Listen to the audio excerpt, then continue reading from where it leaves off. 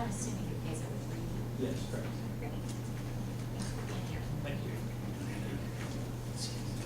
Chair. Are we good? We're live. All right. I'd like to call the May 28th, 2014 TIF Board meeting to order. If everyone would rise for the Pledge of Allegiance. I Pledge allegiance to the flag of the United States of America and to the republic for which it stands, one nation, under God, indivisible, with liberty and justice for all. Hi, Edda, if you would take roll, I would appreciate.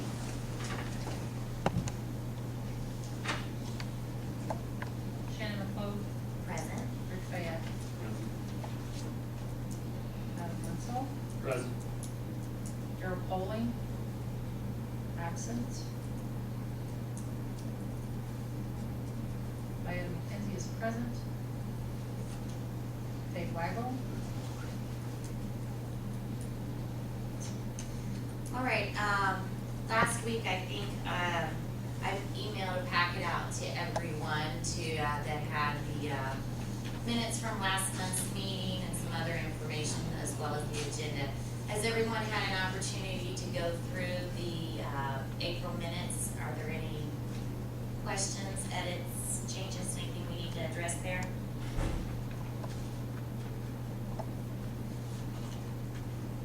Okay, if not, can I have a motion to approve? So moved. A second? All in favor? Aye. All right, we'll get those signed and submitted for the record book after the meeting. All right, well, thank you all for being here. We're gonna have a bit of a longer meeting than normal, so that's good.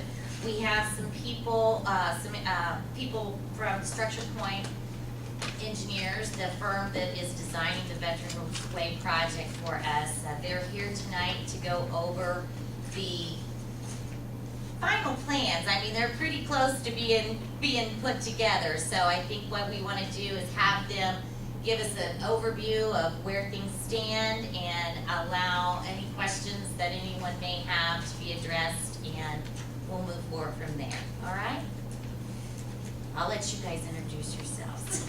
Go ahead, take the floor. I'll go first. I'm Rich Zielinski with American Structure Point. I'm Patrick Wooden with American Structure Point, and again, thank you for having us. Thank you for allowing us to come and present this to you.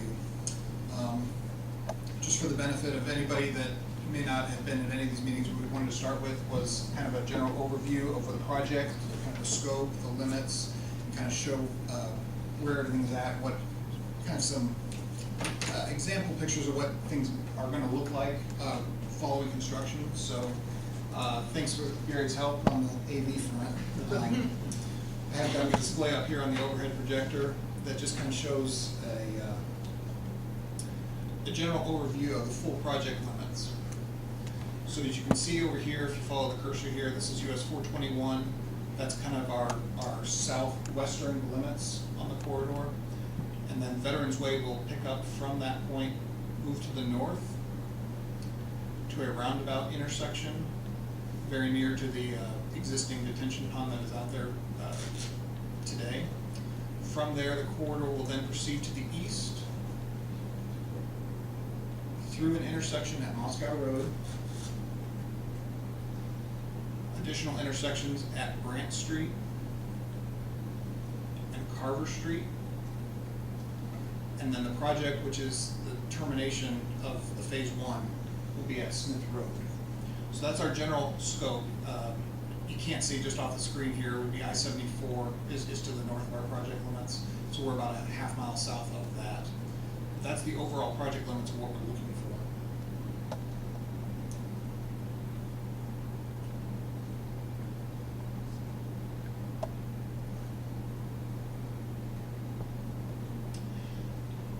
This is the same photo, it's just a little bit zoomed in, so you have a little bit more detail as far as what we're looking at.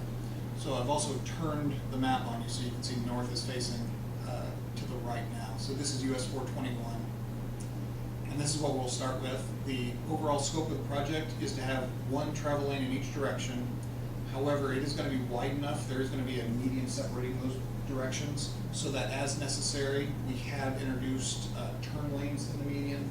So you can see here at 421, there will be a turn for left turning vehicles as well as a right turning vehicle. There'll be 3 lanes here at the 421 intersection.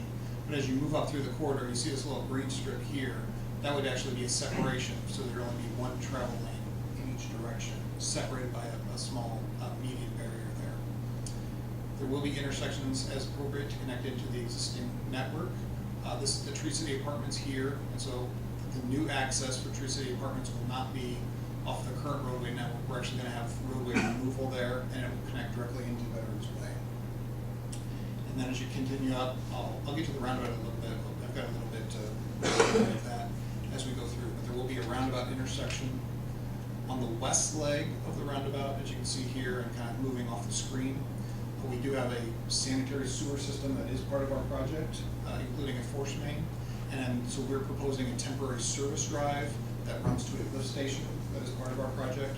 So there's a lift station at the end of this service road. In the future, as development occurs, this would be replaced by a more normal functioning roadway. Same thing on the north leg of the roundabout. There would be currently, we will complete the roundabout, but it allows for future access off the north leg of the roundabout. So then moving ahead, you can see where we are on the overall map. Kind of turning and now heading east. You can see the detention pond here. That detention pond will be widened as part of the roadway project. It will be widened kind of to the north, increased in size to account for all the roadway runoff that we're proposing.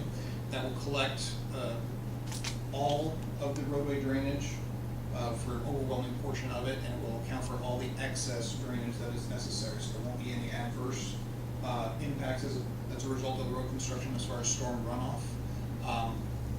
And the ponds are being adequately sized to account for future development as well. So on a lot of this open land between I-74 and the roadway, land south of the roadway, that's all being designed to account for future developments along the corridor. In addition, we provided little stub intersections as necessary, adequately spaced away from the current intersections to allow for future development to again access the main corridor Veterans Way. As you can see, we have turn lanes proposed for Moscow Road, the left turns there, so a 3-lane section wide there. And then as you go through past Moscow Road, this is the location where existing County Road 150 starts. We are proposing for the removal of County Road 150 between Moscow Road and Branch Street, because there's only one drive, which is right next to Branch Street. So we are proposing a drive access for that one property off of Branch Street, but otherwise, through traffic, the roadway would be closed and it would be removed and seeded between Moscow and Branch Street, and all traffic would then take Veterans Way. So, for instance, if you take County Road 150 now, you would instead come up to Veterans Way, go through the corridor, and then you take it right to Branch Street, and you can still access from there. Continuing on, now Branch Street's on the left on this last slide. County Road 150 will remain open between Branch and Carver Street. County Road 150 will be, we're going to construct a cul-de-sac at the end of the roadway near Carver. So all the residences that currently live along County Road 150 will still have access off of their local road. However, the through corridor Veterans Way will be constructed to the north of County Road 150. Access off a Short Drive, there will still be a T intersection with County Road 150 and Short Drive. However, there will not be access from Short Drive to Veterans Way. To access Veterans Way from Short Drive, you would turn on County Road 150 coming over to Branch Street, and then you would access Veterans Way from the intersection at Branch Street. There's just a little bit of a concern on how closely those local intersections would be if you had intersections at all, like 3 of those intersections. So we're only proposing intersections at Branch Street and at Carver Street. The roadway then continues on, again, terminating at Smith Road. We would propose a dead end at the termination of this phase of the project, but it would be ready and waiting for any future phases to just connect in and tie off. So we would propose kind of a road closure, barricades at the termination of the project, until at which point construction would allow for future access continuing on to the east. There would be an access road at Smith Road. You can see Smith Road is a little bit of a curve in that intersection, and the purpose of that was to allow for the existing overhead electric facilities that are very near to that intersection on the north side of 150 in Smith to remain in place. The roadway will kind of snake through the existing electric lines to allow for that. Again, County Road 150 between Carver and Smith Road, there is no access for residences or the commercial property off of that, so we are proposing for the County Road 150 to be removed between Carver and Smith, and it would just be the new Veterans Way corridor to the north of the existing roadway corridor. The project does include, as I mentioned, sanitary sewer and force main. The project also includes water main construction along the corridor, extension of the existing facilities along the new alignment to the west of Moscow Road, as well as new service along the east portion of the corridor. Per coordination with Gary Murray, we have worked with the Water Board. The Water Board has included some water main extension along this portion of the corridor as well. So in addition to the RDC project, there is some water main work in addition that's being done under the same contract. We separated prices out from what they asked. And what Patrick hasn't mentioned is you can see just south of that road corridor, another thin line, that's our asphalt trail that parallels the corridor.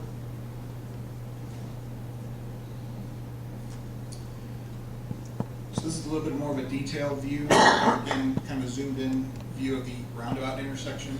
And this shows you a little bit of kind of some of the landscaping that we have proposed for the intersection.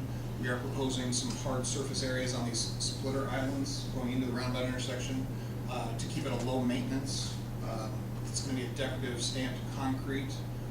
Color is actually, we've left it indeterminate. That can be modified as part of the construction, really based on preference. For the actual center island, we've proposed a monument. It's extruded right here. It's about 50 foot long in each direction, and it's going to raise up, so it's kind of like a slight arch view of that. In each of the quadrants that's kind of created from that monument, we are proposing a flag, one for each branch of the military services, and an American flag in the center.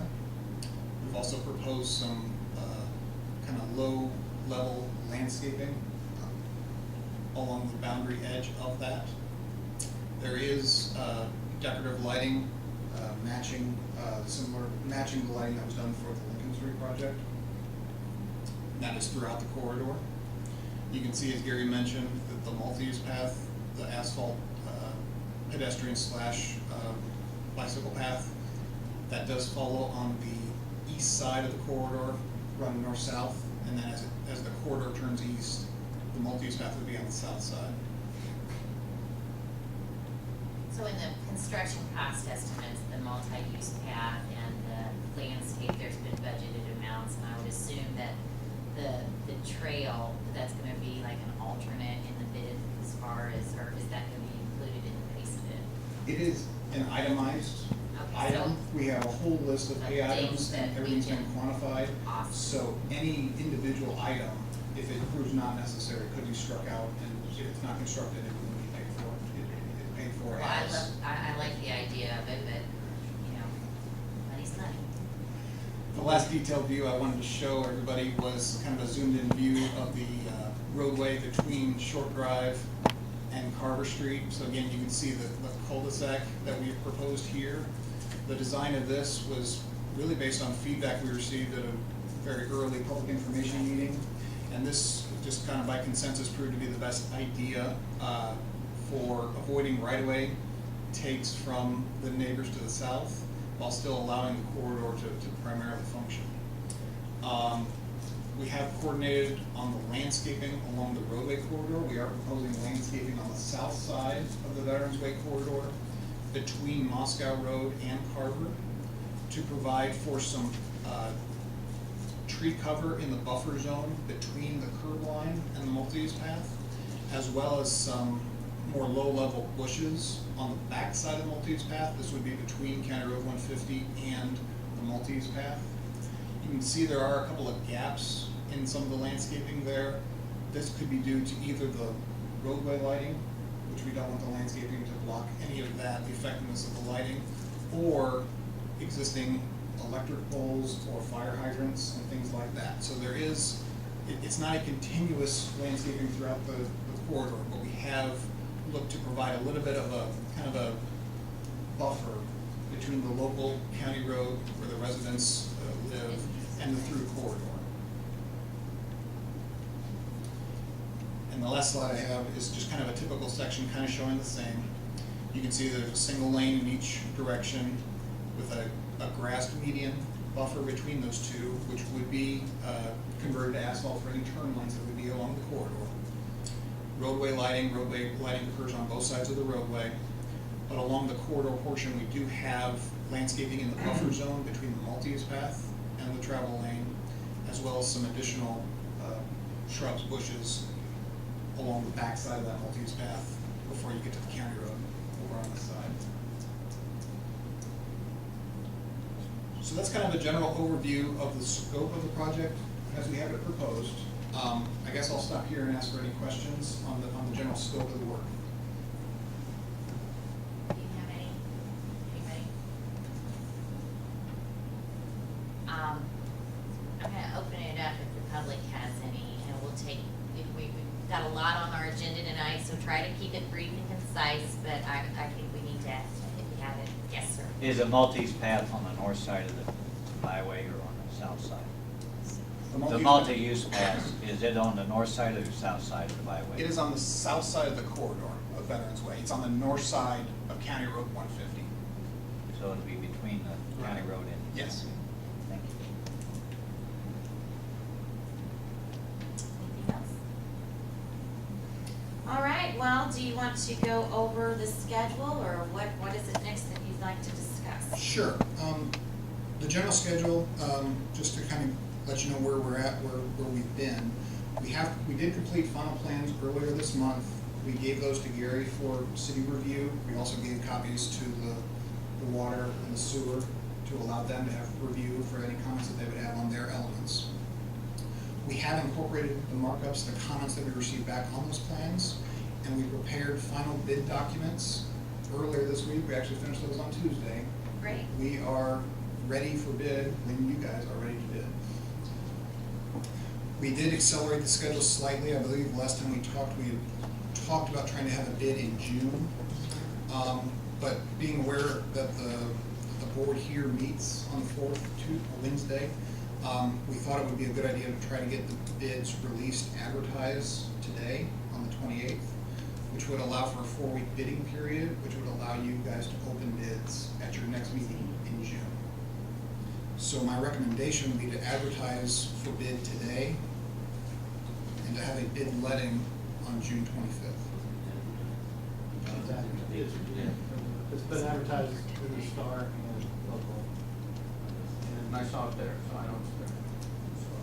And I've actually sent the announcement to a few contractors that are aware of your project. So they know I have 5 sets of bid documents for sale in my office, and they have 5 of theirs right now, so. And that includes the plans, spec book, and a CD of both. So I guess we really don't need to make a motion as far as advertising for bid. You should do. Just For formality purposes, all right. All right, can I have a motion, to proceed forth with the advertising and accepting the bids, on the June 25th date? So moved. Any other discussion? All in favor? Aye. All right. So we will be opening the bids on June 25th. There are a few matters that we're still pursuing as everything develops. The primary one is the permits. We We have received permit approval from NDOT on access to 421 for the new roadway corridor. We are in process. We've made public notice on the Rule 5 permit for disturbance of ground greater than an acre. That's an IDEM permit. We anticipate having that approved by the time construction would actually start in July. We are also pursuing water quality permits with IDEM and the Army Corps of Engineers for a couple of wetlands that have been identified on the project. Mitigation on these wetlands is not required. We are still going through the permit process. We anticipate to receive those permits in August, but we have set up the maintenance of traffic, the construction sequencing, so that that will not be an impact on the overall construction of the project. Finally, we do have a couple of permits for the construction of sanitary sewer and water main, or a couple of IDEM permits for those construction activities. So how, in the bidding process, we opened the bids on June 25th. What did we set for the number of days that we would hold those bids? 90 days or 120 or 60? What do you I got? believe we set it for 60 days. 60 days. They can't withdraw the bids for 60 days. So if we're looking at August before we have the one permit, it could be 45 days before we could actually issue contracts. So Well, You should not have to wait for the wetland permits. we To could begin actually start, construction okay, activities. that's what I was getting at. Do The- we have to have all these permits in hand before we can? The only permit that you would be required to have is the disturbance of ground, the Rule 5 permit, and we Okay. anticipate having that on or before July 1st. All right, great. we've got the local approval, so it should just be the notification at this point. Proof of publication in the paper, and then you said Decatur County Soil and Water has approved the SWIP, the permit that we've submitted. They're fine with our plan, they're fine with all the specs that we are providing. It just goes to the central office, Indiana Environmental Management, for final review of the local agency review of that.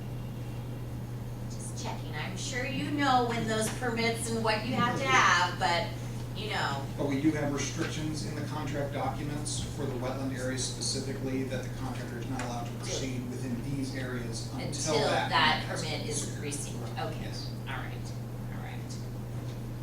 Good deal. One of the main things in the contract documents is to try to get this portion done and open by Thanksgiving.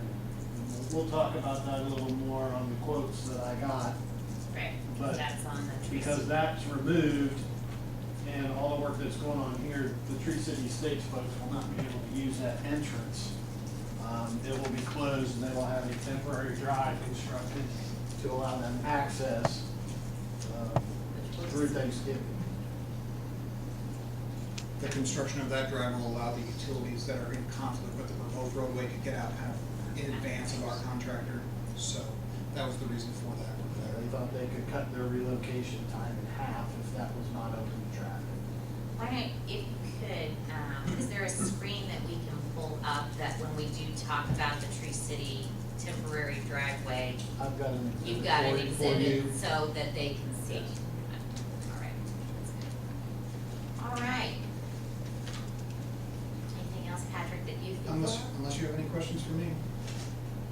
No? I think you've done a fine job. Thanks for working in our time frame and getting us where we are. So appreciate you being here this evening, and I appreciate the public being here and listening to what's gonna be going on. So thank you. Thank you. All right. Moving on,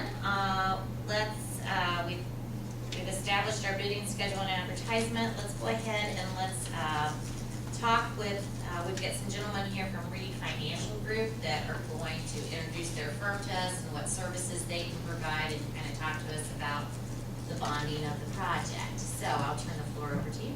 Well, I appreciate everybody taking the time to let us come in and hear us out. My name's Andrew Landon with Reedy Financial Group. We're a governmental consulting firm. We have at count 13 staff members. We're located out of Seymour, Indiana. My associate Gary Smith and I, we both live in Columbus. We're doing some work on the city side currently for the city of Greensburg, and I believe next Monday we'll be presenting the city's long-term capital improvement plan. And in addition to normal, I would say, municipal services, we provide redevelopment commission services, typically tax impacts whenever new TIF areas are established. We consult in long-term financial projections for TIF areas, and as well as serve as a financial advisor on TIF bonds. It appears as though you guys are rapidly moving forward with a project that will likely need some sort of TIF bond funding, and we're the folks, some of the folks that can help you secure those funds and give you an idea of interest rates and financial projections, and also make the buyers of the bonds feel good about the likelihood of them getting repaid. Ultimately, the more comfortable they feel about getting repaid, the less your interest rate will be, and the less it will cost you to do this project over the long term. Now, with that short introduction, just to get myself up to speed, we've taken a little bit of time just to put together some preliminary financials based upon what we've had available. There are a whole number of areas that you can look and find information in regards to the city's TIF areas. And I just grabbed this. If I had a draft, I'd put it on there, but it just gives me an idea of some of the information specifically relating to the City of Greensburg Redevelopment Commission's TIF allocation areas and what funds may be available to fund your project. And it just helps me be able to speak to you guys. The first page basically, it gives me a baseline read on the amount of net assessed value available for the Redevelopment Commission, the different TIF areas, and what kind of revenue that actually will provide, not only in the current year, but in the prior years, and what we're anticipating in the future. Now, when you get involved in issuing TIF bonds, there is significantly significantly greater amount of due diligence that has to be involved when you're doing the financial projections and going into the real delicate work. So this is just kind of a quick snapshot to give you an idea where you guys are at. Obviously, if you look up at the top, the Honda EDA Greensburg, those are the largest concentration of assessed value, and the revenue to this point generally pledged to pay for bonds associated with the Honda plan. Now the top two and the very bottom one at the very top of the page in the first little bracket. The other one, State Road 3 expansion and the State Road, the original development. That's really the driver of where the funds are going to come back and pay for these bonds. And if you look at the next page, that's actually the main driver, the main allocation area that is providing revenue to the Redevelopment Commission. So anytime we come into a situation like this, we'd like to just kind of get an idea of the different allocation areas and what kind of revenue is available, and cash on hand as well. So that's what these documents are doing for me in kind of a brief overview. Any questions so far? I'll just kind of keep going through it. I do a lot of different presentations for redevelopment commissions all over the state. Not only do we do specific proposals for bond projects, but the last couple of weeks I've been doing general redevelopment type educational seminars and consultations with different redevelopment commissions in northern Indiana this last few weeks. But this gives me a good idea. Now, if you look at the second page, page 2, 2013 actual, the Redevelopment Commission ended the year with $1.7 million in cash, and the county auditor's abstract projects that you're going to receive another $885,000 this year. Now, the $450,000, the highlighted bold item, that's just kind of a placeholder that we have to say, but we're not exactly sure at this point what specific projects you might be involved in from every day-to-day type things, but also an idea of if you had to service debt on a bond, what's that going to do to the long-term impact and cash balances of this commission. And so we put a placeholder in there for about $450,000. Obviously, it's just there to get going and give us an idea where you're at, but that's what we put in there for that. Now, I haven't seen a timeline thus far as far as this specific project from the financing standpoint, but there will be the redevelopment commission, and I'm not sure what stage you're in yet, other than working on the project side from what I've heard today, but the formal approvals of issuing bonds, the city council going through the formal procedures of issuing bonds, finding a buyer for the bond, coming to terms, whether you have to have an official statement, some of these things that are really involved in the mechanics of issuing municipal debt. I'm not sure what stage you're at in there, but that could be determined at a later date. Typically, how long from the beginning to the end does it take to do? If it can vary. I mean, Your project we is get, here. we get our bids in, and we know what our dollar cost is. We Yeah. know how much we're gonna need. And then, from that point, what all happens, and what are we looking at? Well, you're gonna have formal approval by the redevelopment commission. You'll likely have a public hearing for the city council, and maybe a secondary meeting for the city council to adopt an ordinance or a resolution approving the financing arrangement, agreeing to the structured framework so that you can then go to a bank or however to negotiate these types of things. Now, with the redevelopment commission, if you have TIF revenue, and it's likely that the bonds are actually going to be repaid with TIF revenue, which in this case it is, then it takes on a different characteristic from a normal bond. So if the city were to go out and issue general obligation bonds that would be paid by property taxes, it's a whole other ballgame.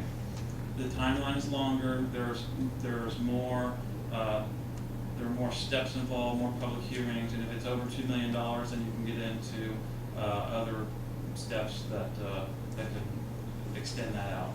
However, this one, other than the formal steps of getting approval from the redevelopment commission, some public hearing, and then the city council, I would think that you could probably get it done I wouldn't think that it would take much longer than 60 days, as long as the meeting dates are hit and you have reasonable timeframes on this. Now, what I would recommend doing, if you guys are gonna move forward rapidly, you know you're gonna do this, if that is the case, seeking, maybe your attorney can look into this as well, is seeking to pass a reimbursement resolution. So if there are expenses that you intend to be paid from the bonds, you would go ahead and pass a reimbursement resolution so that it said, if we have to put money out of pocket for this project that we intend to finance, we can go ahead and spend some of the money while the bonds are being, sold, and then the bonds will then go to repay the money to the redevelopment commission that were originally output for that. Otherwise, if you don't do that, there are some issues with reimbursing yourself for bonds that are issued, and if you've already put the money out. But that would limit you to, I think it's about 60 days, 60 to 90 days, once you pass the reimbursement resolution, that you can go back and then capture outlays for a specific project. But I could see it getting done in 60 days following. After revenue streams there. Yeah, and it's going to be a TIF bond, and these types of bonds, they don't have to necessarily go out for a public bid, which involves multiple advertisements in various newspapers, and then you solicit bids in a certain manner from financial institutions and bond underwriters.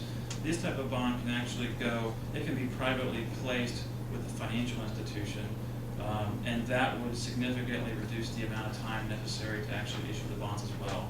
Number one, because you wouldn't necessarily have to, the financial advisor and the bond counsel wouldn't necessarily have to go through the steps of issuing what's called an official statement.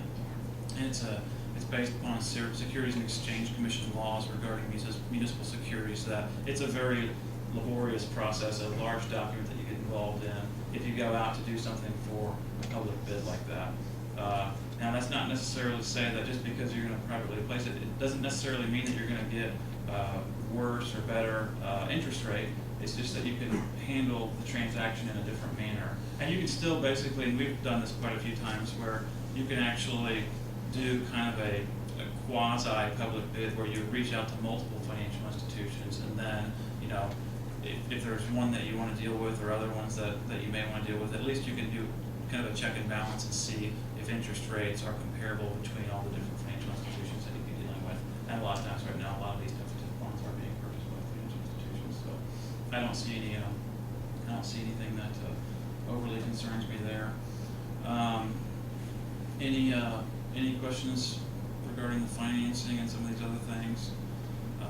But typically for the financing, we'll get together with the legal counsel and we will actually, we'll sit down and go over an actual bond issuance timeline, make sure to put the meeting dates of the Redevelopment Commission, the City Council. You'll have to have advertisement dates in there so that all the dates are hit, or it's for naught, because then you'll have to go back and redo all the steps. But hitting that timeline is critical to get things done in a nice, neat manner, and in a timely manner as well.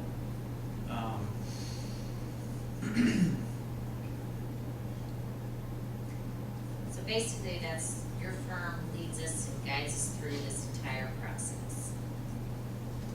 It sounds very broad, but I'd like to think so, yeah. And I would like to say, as far as the bond issuance, I live in Columbus. I can come over here, and if you guys have questions, by all means, I can come over here and answer any questions that you have. If I don't know the answer, then, well, I can find it out. But for the most part, my firm, what I do in the office is I specifically work on Redevelopment Commission, TIF bonds, TIF projects. I do utility bonds. I manage the bonds, and I do the Redevelopment Commission work, and this is what I do every day. So, a little bit, we'll take a step back and talk about my firm a little bit. We're in Seymour. We don't necessarily have the overhead to some of your other large, there's not many financial advisory firms in the state. There are some located on the north side of Indy. We're smaller, although we're the side 13-person municipal financial advisor firm is actually fairly large as far as the firms are. There's only a few that are larger than us. But we have low overhead. We have hourly rates based upon billable hours. We're accountants, that's what we do.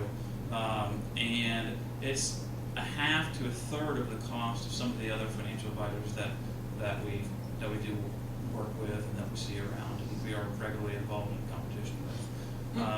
I would say that you're not going to receive any less service, but you likely will receive more service because with that extra time, we may have a little bit more time to get into some of the details that other folks may not be able to.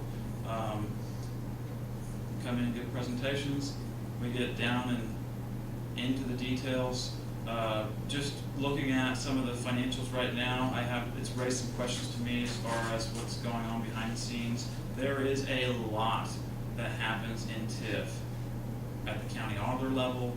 I mean, all throughout the multiple levels of government that these TIFs go through, back and forth through the annual TIF revenue cycle, there are regular errors that you can find, and we do find, and I do find every year that can result in big losses in revenue to redevelopment commissions, whether it be through error or whether it be through a decimal place being in the wrong place. There's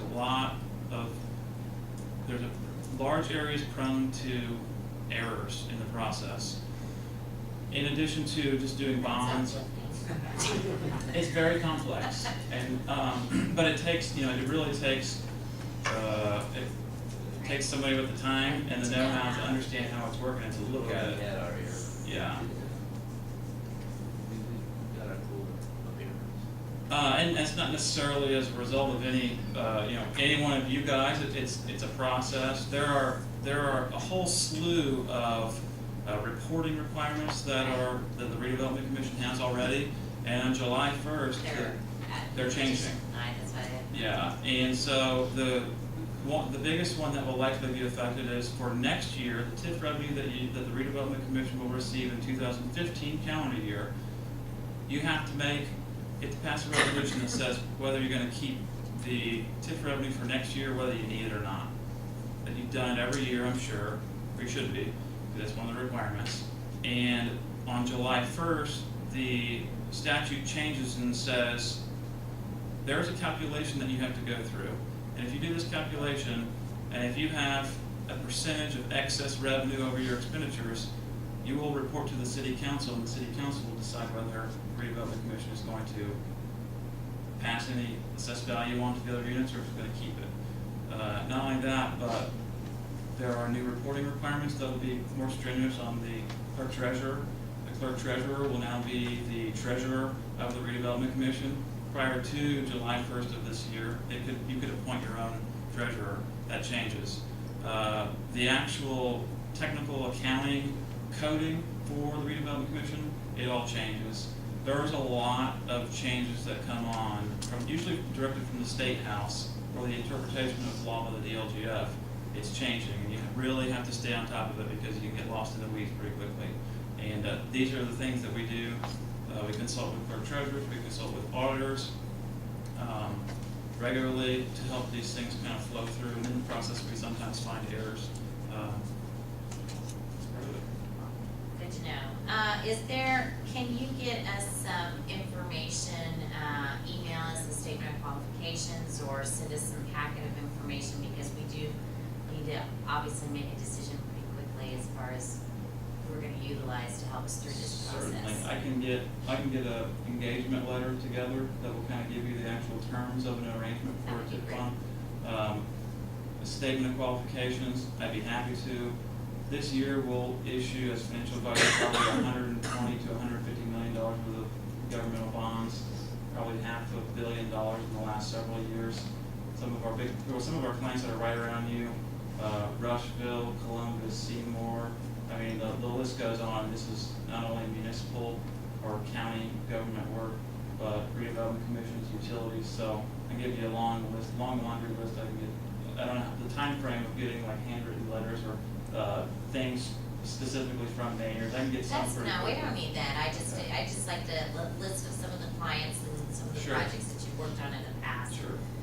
Because I am more familiar with some of the ones that have got a little higher overhead. Yeah. But, I'm open to, if we can get the same service or better for a, more economical cost, that's a Yeah. good thing. We have a So, but I'd website like to- too. Let Okay. me give you my card. We have a Great. website. It's pretty detailed. It has a lot of our services.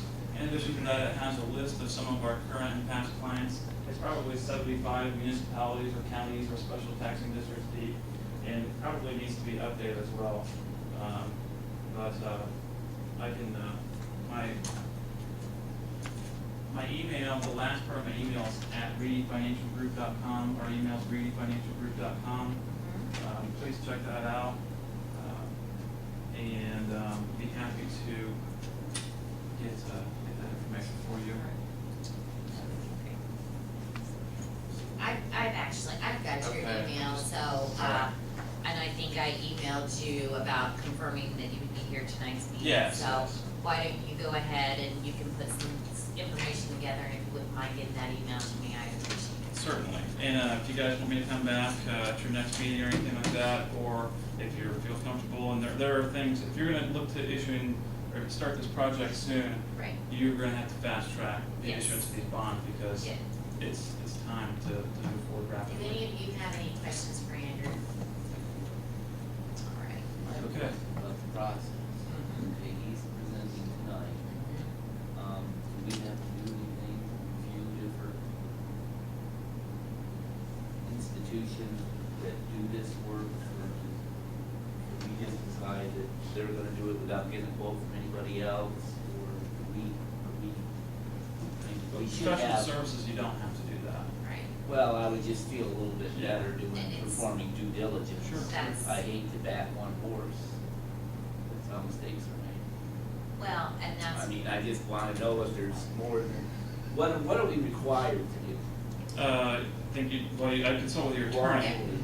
Lawfully, you're not required to necessarily undertake anything other than to select the professional service organization that you want to do. I mean, if you're dealing with a professional service such as bonding and financial attorney, engineer, whatever, you can just select.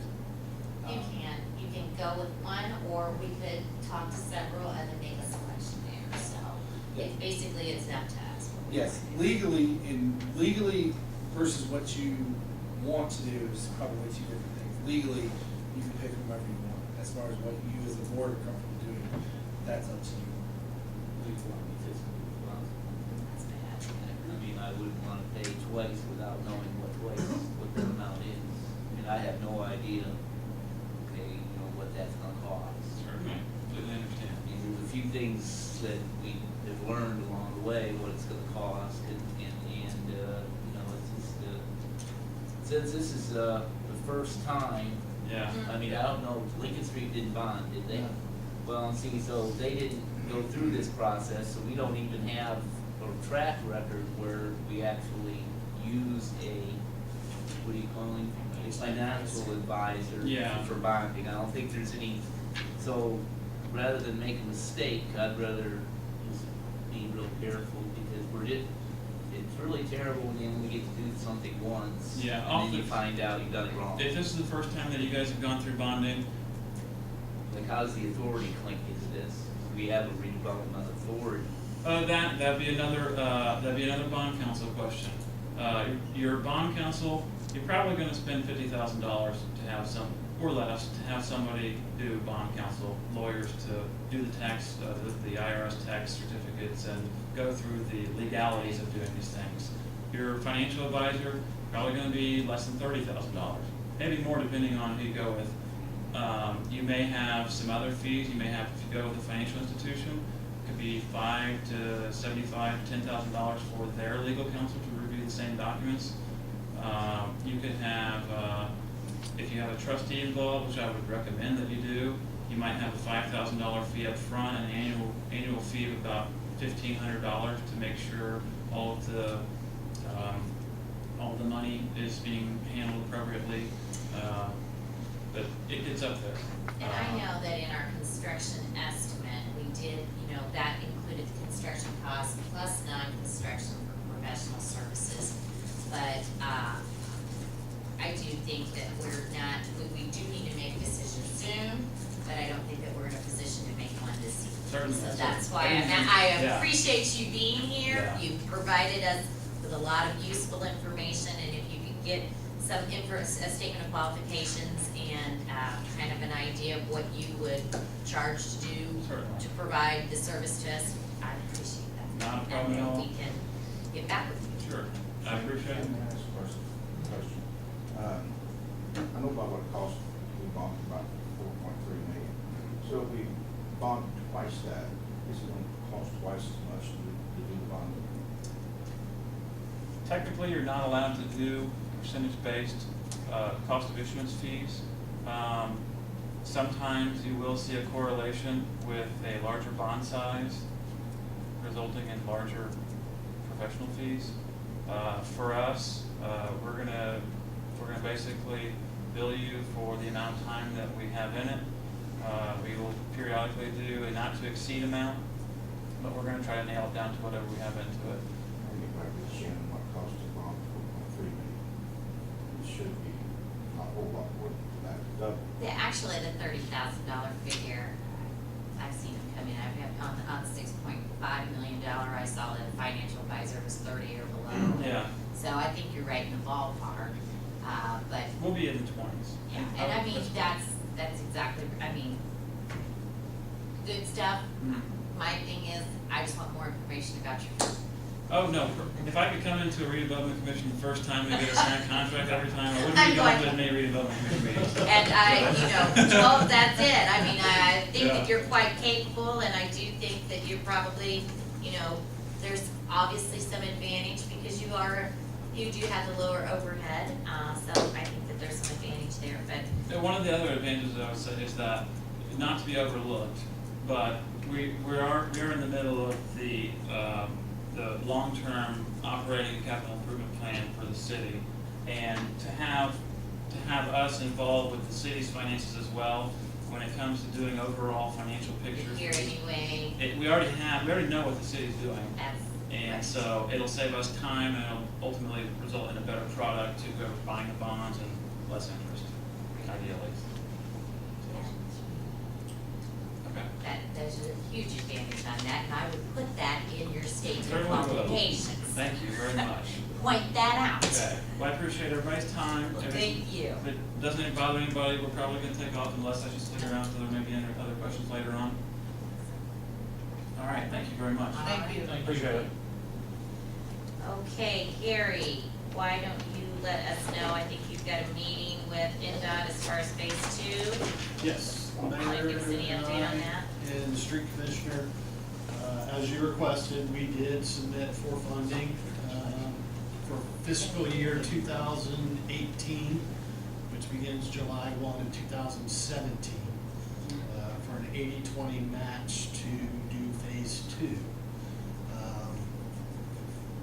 Typically, once they accept your application, they review them, and then they will call us down for a meeting to talk about the project. So we have that next Tuesday that we will be going to NDOT to get their feeling on being able to fund and do phase 2 similar to how Lincoln Street was done. So we As- should as have an a better LPA feel project, after, yes, after Tuesday. okay, And good. I think we found out, last time we went down, we applied for money for a signage project, and we found out that we did get that money within about 3 weeks of that meeting. After So the meeting. I'm hoping by July 25th, when we come back, I will have some good news for phase 2. June 25th. For June 25th. Which, in the event that there could be some advantage, if we feel like they are gonna fund that, there could be some advantage as far as the bonding of this phase 1 plus the 20% that we would need, because then we wouldn't have to be paying for those financial advisor services twice and the bond counsel Correct. twice. And if you do that 3 years down the road, then You the don't know the interest interest rates rates may and go things of that up, nature. you know, it's Alright, somewhat. so I was hoping that, yeah, that we might have an idea before we have to borrow this. I think we'll have a good idea after the meeting, Awesome. but I probably won't have an official notice letter until closer to That it could be, next month's meeting. okay, so within a 60 to 90 day time frame, we should